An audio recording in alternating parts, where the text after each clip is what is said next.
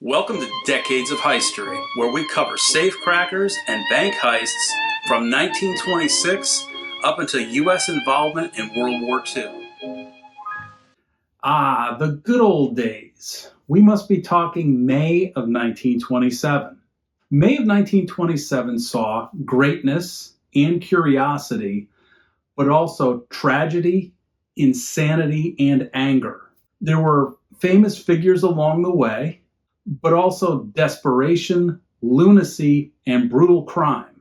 In other words, the more things change, the more they stay the same, or at least they're very similar. May of 1927 saw the swell of excitement as Charles A. Lindbergh was set to compete for the $25,000 prize for flying from New York to Paris, France. The world tracked his progress and wanted a piece of his story any way that they could get it, and rejoiced along with him and celebrated his arrival in Paris.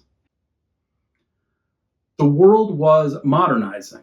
The relatively recent explosion of automobile and air travel must have been to the people of 1927 what artificial intelligence is to us about 100 years later. Yet we see, as with most every invention and bit of progress, that man is reticent to accept changes or is ready to use them for ill purposes.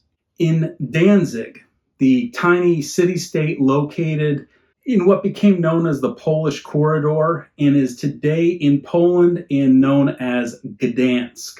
Well, we see not everyone was excited about progress. An armed, violent mob intended on killing a homeowner and his family near Danzig because they thought his wireless radio was responsible for the recent raging thunderstorm. The homeowner and family pretended to have been struck and killed by lightning in order to survive the attack. And it worked, at least that time. Then we see one aviator killed and 7 arrested as part of a smuggling ring that was flying Chinese aliens across the Mexican border. Crime, other than bank robbery, wasn't that different from today. Sadly, we saw a boy senselessly murdered, possibly because he unintentionally saw a bootlegging operation and therefore was just in the wrong place at the wrong time. And we see another boy who was sentenced to attend Sunday school as his punishment for having stolen 400 pennies. Well, adults were certainly at it as well. We see a lover's quarrel, and in the murder self-deletion of a couple, and another distraught or crazed man who turned to bombing and killing children in a school. People were dying from poisoned booze and even killing each other over arguments.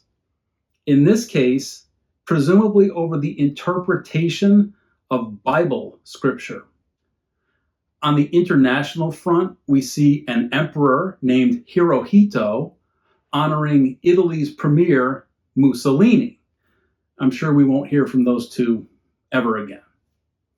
We see calls from Mexico to boycott goods from the United States, and we see the French even looking to outlaw war.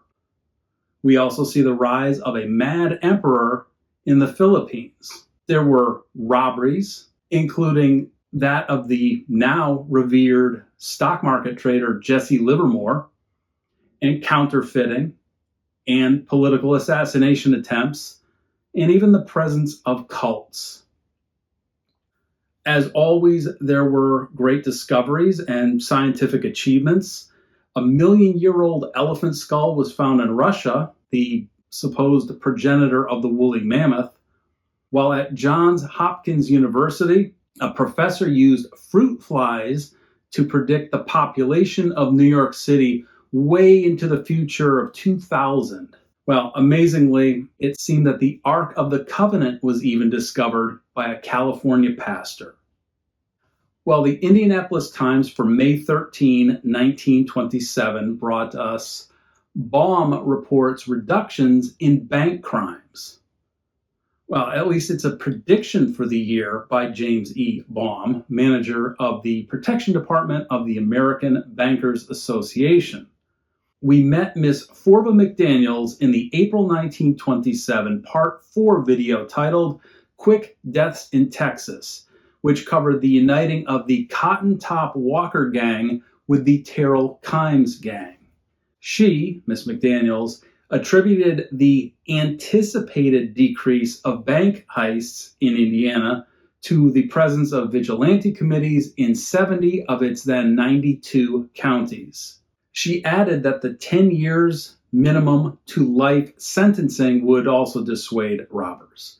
Daylight robberies of banks were way down already per McDaniels. Baum added that there'd also been a decrease, quote, in forgeries, swindles, and sneak thefts, end quote. But something tells me that despite the modernization of America and similarities of life between 1927 and today, that the situation then was going to devolve to the point that bank heists were only going to increase, whether that was in Indiana or the rest of the United States, in the next 5 to 10 years. In our next episode, we get updates on some of those robberies, including Littleton, Colorado, and its 24-mile-long mobile gunfight.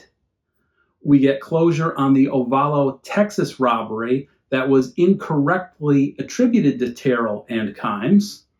We check in with our number 1 female bank thief, Rebecca Bradley Rogers, and get huge news on the Wheelock, North Dakota and Anoka, Minnesota gangs and the death of cashier H.N. Peterson. It is going to be a violent and deadly episode. For now, I want to thank you for spending your time with Decades of History. Till next time.